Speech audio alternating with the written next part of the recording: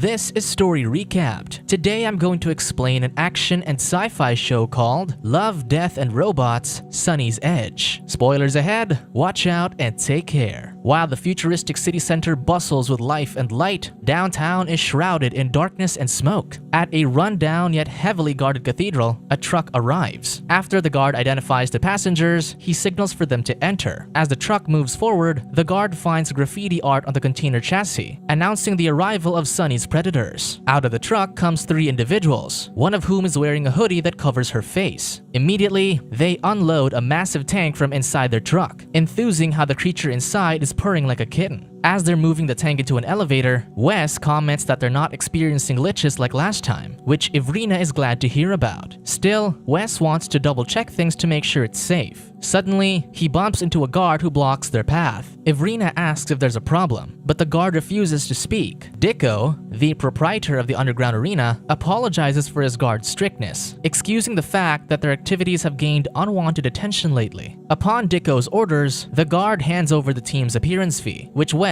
accepts. Enthralled, he approaches their tank, which lights up at his touch. Inside is a massive sleeping creature, and Dicko calls him magnificent. The hooded figure, Sonnie, corrects him that she's magnificent, all while staring at Dicko's young mistress, Jennifer. Dicko passively apologizes for mistaking the creature's gender. Dicko forwardly asks him to lose the match tonight on purpose. Immediately, the creature inside the tank reacts, and Sonnie vehemently refuses the offer. Dicko calms her down and graciously comments that it's simply business, but the woman insists that she doesn't lose. Just as Jennifer gives him a smoke, he asks what makes Sonnie special. She argues that she isn't special but unique, because she's the only female beastie pilot. Dicko laughs at the notion, assuming that the idea that women fight better than men is her edge. Sonnie confidently agrees that she's a better fighter, and her team chimes in proudly that she's had 17 straight wins. Still, Dicko offers a hefty sum for them to throw the match, and the team continues to refuse, declaring that the battles aren't about the money for them. Still, Dicko raises the offer to $500,000, and Sonnie pointedly says no. As she walks away, Dicko mocks her for not accepting an insignificant loss in exchange for more money than she could win. Ivrina berates Dicko for calling the battle insignificant and for thinking he can pay them off, noting that greedy men like him were the ones who messed up Sonnie's life in the first place. Ivrina recounts how Sonnie was captured by an estate gang a year ago. After using her for their pleasure, they sliced into her flesh for fun. They carved such a traumatizing and humiliating memory into her skin, forcing her to remember the event for the rest of her days. Ivrina clarifies that Sonnie doesn't fight for pride, status, or money. She's doing it as her way to exact vengeance against the men who harmed her. Hearing the story, Dicko smiles but agrees to back off. Still, as he watches the team head into the elevator, he shares that he still hopes they'd reconsider. Ivrina flips him off in response. Beneath the ruined cathedral, the audience hushes as the music begins to play in the arena. Sonnie's predators walk towards the stage, bathed in neon lights. The team steps out, and the crowd cheers for Sonnie. On the opposite side of the arena, their opponent, Simon, roars, earning more of the crowd's cheers. Simon spots Sonnie on the opposite stage and calls her a little girl. Sonnie watches silently as he makes suggestive remarks at her. Seeing this, Wes worriedly checks if Sonnie is alright, and in response, she removes her jacket. As the announcer teases the big fight to the crowd, Wes monitors the neural status of Sonnie and her beastie. Dicko and Jennifer arrive as the announcer excites the audience for the upcoming battle to the death against the brutal creatures, which will be under the control of their pilots, Sonnie and Simon. When Sonnie gives him the signal, Wes activates her affinity link to her beastie. A device blinks red on her temple, and Sonnie closes her eyes. She sees herself inside the tank as it drains its water. The tank hisses open, and the announcer introduces the audience to Sonnie's beastie, Carnivore. The massive creature's appearance excites the crowd while Carnivore looks at Sonnie's stoic body, as she focuses her mind into her beastie. Next, the announcer welcomes Simon's beastie, Turbo Raptor. Turbo Raptor enters with a roar and punches the ground to show off his strength. With two beasties in the arena, the announcer's hologram dissipates as he bellows the start of the battle. Immediately, the two beasties launch themselves at each other, but Carnivore is quick to swing her tail at her opponent. The first strike angers Simon. Turbo Raptor gets up and blocks Carnivore's next attack. He shoves her and throws punches. However, Carnivore evades his punches and starts clawing at his body, throwing around bits of his flesh. Turbo Raptor throws Carnivore off the arena, but Carnivore lands on her feet and jumps back. In one swoop, Carnivore throws Turbo Raptor against the wall. Audiences back away as Turboraptor grabs onto the ledge to pick himself up. Before he turns, Carnivore leaps and swings her tail at him, but Turboraptor catches the tail and slams her against the wall. With Carnivore pinned to the wall, Turboraptor then beats her up. Wes detects that Sonnie's heart is spiking up, yet Sonnie concentrates on the battle. Dicko looks pleased with how the match is going, but before Turboraptor crushes Carnivore, she splits her tail into 4 tentacles and launches herself upwards. She then steps on Turboraptor as she descends, showcasing the sharp claws on each of her tentacles. Carnivore proceeds to stab Turboraptor repeatedly until he staggers backward. This angers Simon further, but he refuses to back down. When Carnivore stabs his torso again, Turboraptor grabs the tentacles. Before he can pull her, Carnivore punctures his knees to bring him down. Turboraptor throws a punch, but Carnivore evades and pins him to the ground. With a foot on his head, Carnivore rips an arm off, yet Wes and Evrina become worried. Turboraptor stands, revealing a sharp, blade-like bone protruding from his mangled limb. Carnivore attacks, but Turboraptor slices off her tentacles one by one. He then closes in and swings at her. Carnivore backs away, but Turboraptor holds her by the neck against the wall and stabs her in the stomach. Dicko smiles at the turn of events while Evrina screams. Still, Carnivore grabs Turboraptor's head, pulls it down, and uses her sharpened horn to stab his neck. Carnivore digs her head further in until Turboraptor falls dead. She then rips his head off and presents it to the crowd, who goes wild at her victory. While the audience chants her name, Simon throws a temper tantrum while Dicko looks on, displeased. Later, as they head to their quarters to celebrate, Wes drops a beer bottle and worries about cleaning it up. While Wes and Evrina debate whether Turboraptor's hidden bone blade was against the rules or not, Sonnie notices Jennifer walking down the hallway. Curious, Sonnie follows her into their equipment room, where she marvels at Carnivore's tank. When Sonnie calls her out, Jennifer gets startled. She expresses her admiration for both their equipment and Sonnie's skills. Sonnie asks why Jennifer is with Dicko, and she shyly admits that he gives her security. She regretfully confesses that she thinks of leaving him all the time, so Sonnie invites her to join their team. Jennifer chuckles but says she can't. Jennifer then notes that she envies Sonnie's bravery, though also a little frightened of her. As she approaches, Jennifer adds that she can never be like her. Sonnie takes her hand, and Jennifer leans in for a kiss, but when she touches the tank with her other hand, she triggers the tank's light, thus ruining the moment. While marveling at Carnivore, Jennifer asks how Sonnie can fight. Wondering if she's ever scared, Sonnie says she's scared all the time, but she has also come to learn hatred. She comments that people aren't born with hate, but fear is primal and fills their senses. As she continues, she caresses Jennifer, who sighs at her touch. Sonnie pulls on Jennifer's dress while sharing that the fear keeps her alive. Jennifer turns to face her, but hesitantly asks about Sonnie's traumatic past, making her pull away. Sonnie rants about how people see her as an angry girl who's out for revenge, but she isn't like that. Still, men like Dicko believe that's what she is because that's who they want to see in her. Jennifer stops her ramblings by removing her dress, though she teasingly adds that everyone sees what they want to see. She sits on a table and stares at Sonnie invitingly, so Sonnie moves in for a kiss. The couple moans in satisfaction as they touch each other's bodies. Sonnie pulls away momentarily to look at her, and Jennifer smiles. Suddenly, Jennifer's nails grow into claws that stab through Sonnie's head. She lifts her as Dicko walks in, asking if Sonnie is scared now. Jennifer licks the blood from Sonnie's face, scolding her for making Dicko angry. With a flick of her hand, Jennifer drops Sonnie onto the floor and retracts her claws. Dicko looks down on Sonnie, asking if her pride was worth it. As Sonnie's throat gurgles with blood, she commends them for tricking her. Unamused, Jennifer stomps on her head repeatedly until her skull breaks. Dicko's smile fades when Sonnie, despite her bloodied face, says that it's not good enough. Sonnie laughs, so Dicko asks what she is. She explains that she's made of BioWare processors spliced into a spine. Dicko investigates the carnage that was her skull, realizing that her brain is not inside. Suddenly, Sonnie's voice booms over the speakers around them. She recounts how Wes and Evrina found her the night she was attacked. Her body was recovered, but her kidnappers broke her skull. She then reveals that for every match, Sonnie is truly fighting for her life. That fear is her edge. Sensing something move behind her, Jennifer tries to run, but a clawed tentacle immediately stabs through her face. Another tentacle wraps around Dicko as Sonnie asks if he also feels the fear of death. Carnivore reveals herself as the real Sonnie, and the body they destroyed was only a vessel she controls through the Affinity Link. Dicko begs for his life, but Sonnie simply asks if he's scared now.